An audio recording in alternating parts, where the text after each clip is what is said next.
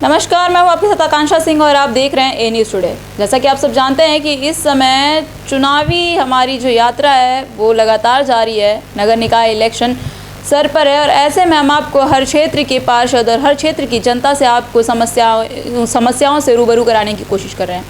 और आज उसी क्रम में हम मौजूद हैं राजाजीपुरम में, जो कि कुंवर ज्योति सिंह वार्ड नंबर 46 में। और हमारे साथ यहाँ के पार्षद मौजूद हैं जिनका नाम है शिवपाल सावरिया जी। इनसे हम जानने की कोशिश करेंगे कि इनके 5 साल के जो कार्यकाल हैं, जो 5 साल इनके पूरे हुए हैं, उनमें क्या कुछ इनका समस्याओं का सामना करना पड़ा, क्या कुछ इनका योगदान रहा है। शिवपाल जी, हमारे ए न्यूज़ टुडे को टाइम देने के लिए आपका बहुत बहुत धन्यवाद। बहुत बहुत धन्यवाद मैम, बहुत बहुत धन्यवाद। 5 साल आपके बेमिसाल पूरे हो चुके हैं, तो पहली बात तो आप बीजेपी से हैं। क्या कुछ आप लोग का उद्देश्य रहा है और किस तरीके से क्षेत्र की जनता के लिए आपने काम किया है? देखिए, मैं लगभग 10 वर्षों से पार्षद हूँ। 2012 में मैं निर्दलीय जीता था। उसके बाद मैं लगातार भारतीय जनता पार्टी की सेवा कर रहा हूँ और वहीं से पार्षद हूँ। और लगातार हमारी पार्टी का जो विचारधारा है, अंत्योदय पे काम होता है कि सबका साथ, सबका विकास और सबका विश्वास। इसी के मद्देनज़र पूरा मेरा जो 10 साल का कैरियर है वो बीता है। क्षेत्र की जनता की सेवा, उनके बीच में उपस्थिति, जो आम छोटी मोटी समस्याएं हैं उसका निस्तारण कैसे हो, लोगों के जो कार्यक्रम है उसमें उपस्थिति कैसे हो, पार्टी के द्वारा जो दिए गए निर्देश हैं उनका पालन करते हुए लोगों की सेवा करने का प्रयास रहता है हमारा। 5 साल आपके पूरे हो चुके हैं और 5 साल में कौन कौन से, आपके पहले तो ये बता दीजिए हमें कि आपका कौन कौन सा क्षेत्र लगता है और वहाँ के क्षेत्र की जनता आपके साथ, आपके कामों से कितनी संतुष्ट है? देखिए, क्षेत्र चूँकि परिसीमन हुआ है तो क्षेत्र थोड़ा सा बड़ा हो गया है। अभी लगभग 35,000 वोटर, जो कि लखनऊ में सबसे ज़्यादा अगर किसी वार्ड में वोटर हैं तो हमारे वार्ड कुंवर ज्योति प्रसाद वार्ड में है। और क्षेत्र हमारा आलमनगर, थाना तालकटोरा, इधर पंडित दीनदयाल उपाध्याय डिग्री कॉलेज से होते हुए मोहन भोग, पत्थरकट्टा मस्जिद, फिर इधर मिनी स्टेडियम के आसपास का इलाका और MIS के आसपास का इलाका रुकंदीपुर, एक बड़ा क्षेत्र इस बार हमको मिला है। और उम्मीद करेंगे कि पार्टी अगर टिकट देगी तो हम लोग चुनाव लड़ करके लोगों की सेवा करेंगे और सेवा करेंगे। 2017 में जिस तरीके से पार्टी ने आपको टिकट दिया, बीजेपी ने आपको टिकट दिया और उसके बाद 2 ही साल बाद कोरोना काल आ गया। कोरोना काल में आप लोगों को किन तरीके की दिक्कतों का सामना करना पड़ा, चूँकि जनता भी बहुत परेशान थी, कोविड में लॉकडाउन लगा दिया गया था, तो क्या कुछ चीज़ें रहीं?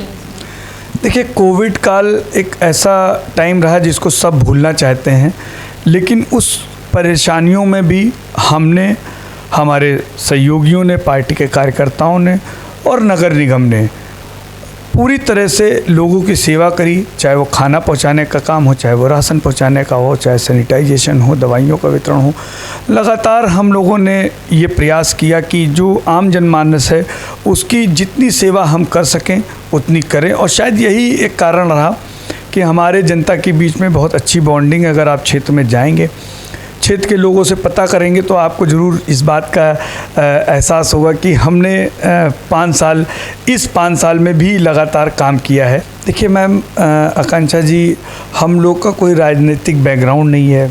जो कुछ भी है वो अपने मेहनत से और लोगों की सेवा से, क्योंकि जब मुझे याद है कि 2012 में मैं इलेक्शन जीता तो निर्दलीय जीता था। उस समय बीजेपी के पार्षद थे, उनको मैंने हराया था लगभग 1400-1500 वोटों से।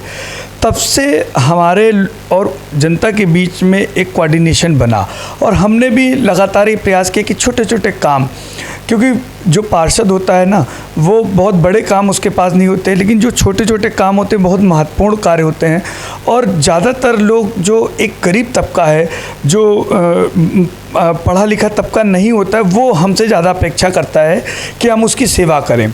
तो हमने अपने कार्यालय में ये प्रयास किया कि जो आम आदमी है वो हमको अपना पारिवारिक सदस्य महसूस करे। और शायद यही कारण है कि जब मैं आम जनमानस के बीच में जाता हूँ तो लोग मुझे बहुत स्नेह करते हैं और लोग मुझे मानते हैं कि भाई ये हमारा जो पार्षद है ये हमारे परिवार का सदस्य जैसा है, भाई है, बेटा है या देवर है। महिलाओं में भी एक लोकप्रियता है कि लोग मुझे बहुत मानते हैं, उनको ये लगता है कि चलो भाई हम अपने परिवार के सदस्य को फ़ोन कर रहे हैं। तो कोई भी वार्ड का निवासी हो या आसपास का निवासी हो, उसको ये पूर्ण रूप से पता है कि अगर सावरिया से ये काम हो सकता है तो सावरिया करेंगे। और यही मेरी कमिटमेंट लोगों से रहता है और शायद इसी वजह से मेरी पॉपुलैरिटी है। अच्छा, लोगों का कई क्षेत्रों का, सिर्फ आपकी क्षेत्र की ही नहीं बात करेंगे, कई क्षेत्रों में, लखनऊ के ऐसे कई क्षेत्र हैं जहाँ पर जो जनता है उनका कहना है उनकी कि ये तकलीफ़ें हैं कि पार्षद काम करते हैं जो उनके अंडर में आता है, लेकिन नगर निगम और जल विभाग वाले जो हैं, जल निगम वाले जो हैं, वो उन कामों को टाल देते हैं। तो उस पर क्या कुछ चेंजेस लाना चाहिए? केंद्र में भी आपकी सरकार है, राज्य में भी आपकी सरकार है, उसके बाद भी लोगों को समस्याओं का सामना करना पड़ता है। देखिए, ये तो कटु सत्य है, लेकिन ये जो वर्तमान परिस्थिति में नगर निगम बहुत विकट परिस्थिति से गुजर रहा है। कोविड काल ने उसको और डाउन कर दिया, क्योंकि कोविड काल में जितनी ज़्यादा जिम्मेदारियां थी वो नगर निगम पे थी फाइनेंशियली, तो सिविल वर्क भी प्रभावित हुए। हमारी सरकार जब से आई, क्योंकि लायबिलिटी बहुत बड़ी लायबिलिटी थी, पुरानी सरकार ने इतनी ज़्यादा लायबिलिटी कर दी थी, अंधाधुंध काम कराए, जहाँ ज़रूरत नहीं थी वहाँ काम कराए, जिसकी वजह से जो लायबिलिटी है नगर निगम की वो लगभग 300 करोड़ के ऊपर पार कर गई। अब जो नई मेयर हमारी महापौर बनी संयुक्ता भाटिया जी, उनके पर एक दबाव था कि इस लायबिलिटी के साथ में ठेकेदारों को पेमेंट कैसे हो, सैलरी कैसे बटे और सिविल वर्क कैसे हो। बीच में कोविड काल आया तो उसने भी थोड़ा सा हम लोग को बैकफुट पे कहीं ना कहीं ढकेला, लेकिन हम भी सरकार, आपके माध्यम से सरकार से ये अनुरोध करेंगे कि जो ये लायबिलिटी है इसको किसी तरह से ख़त्म करें, क्योंकि ठेकेदारों के पेमेंट नहीं होते हैं तो सिविल वर्क प्रभावित होता है, कर्मचारी का सैलरी नहीं मिलता है तो सफाई प्रभावित होती है। इसी तरह से जल निगम हो चाहे नगर निगम हो, जब तक फंड की अवेलेबिलिटी नहीं होगी तब तक आम जनमानस के जो कार्य हैं वो पूर्ण ईमानदारी या तीव्रता के साथ नहीं हो पाएंगे। तो इसमें कहा जा सकता है कि केंद्र और राज्य सरकार की लापरवाही की वजह से फंडिंग नहीं होती और फंडिंग ना होने की वजह से आम जनमानस को दिक्कतों का सामना नहीं, मैं ये बात नहीं कहना चाहता हूँ। फंड हमको आते हैं, लेकिन हर राज्य को या हर निगम को एक डिसाइडेड फंड है, मतलब वहाँ से डिसाइडेड है, अधिनियम के तहत वही फंड मिलता है।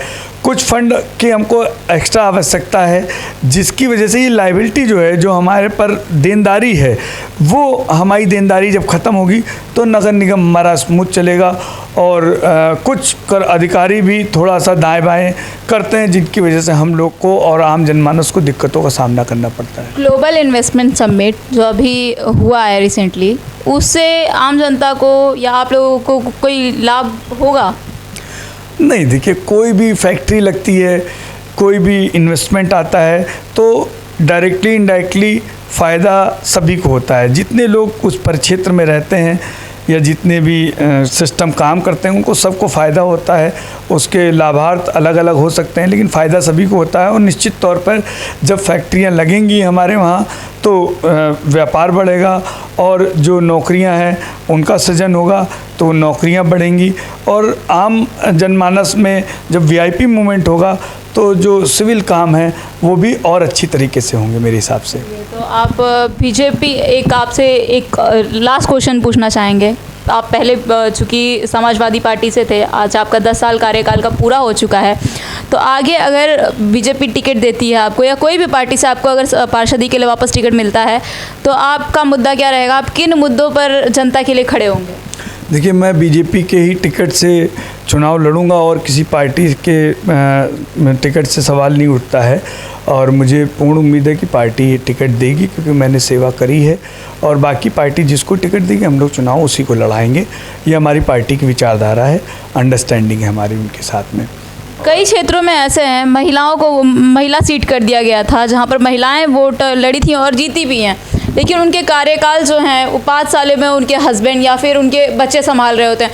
आपकी पार्टी नारी सशक्ति और महिला सुरक्षा को लेकर के इतने सारे दावे करती है, फिर आप ही लोग अगर महिलाओं को आगे नहीं बढ़ने देंगे तो बाकी के आम जनमानस से, आम जनता से क्या उम्मीदें रखी जा सकती है?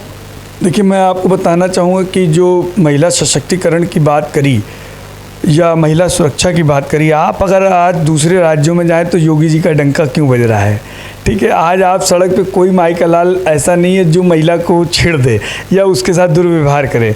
और महिला सशक्तिकरण की बात करें तो आज जनधन खाता हो, उज्ज्वला योजना हो, या इतनी बहुत सारी योजनाएं हैं जो महिला सशक्तिकरण का एक उदाहरण है कि जो महिलाएं घर में उनके पति उनके दारू से, गरीब आदमी जो अंत्योदय वाले लोग होते थे उनके हस्बैंड दारू में पैसा उड़ा देते, लेकिन आज वो पैसा महिला के खाते में आता है।